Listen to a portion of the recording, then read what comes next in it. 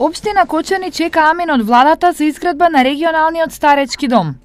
Сите измени и дополнувања околу проектната документација се веќе завршени и се чека одлуката на државата за поддршка во изградба на истиот. Ние навистина направивме голема иницијатива и проектот кој што го наследивме го продолживме и во последните 10 дена имавме средба со Министерството за труд и социјална политика, каде што уште еднаш, заедно со проектантот, стручните луѓе од разни институции и од општина Кочани ги усогласија сите недоследности во делот на проектот и останува уште конечната одлука да ја донесе владата со цел отпочнување на овој многу значаен објект, односно проект за Кочани, а секако и за целокупниот регион, бидејќи се работи за регионален старечки дом. Станува збор за објект од кој потреба имаат не само кочанските, туку и пензионерите од околните општини.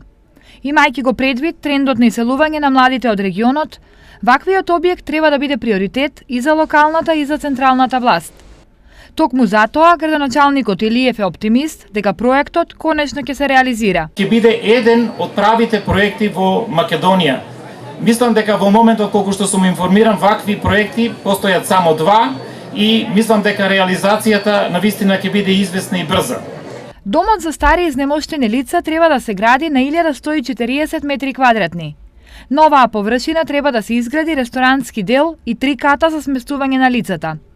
Според првичниот проект, објектот треба да има околу 170 легла, од кои 90% би биле двокреветни соби, а останатите апартмани. Исто така, во план е објектот да биде поврзан на системот за геотермална вода.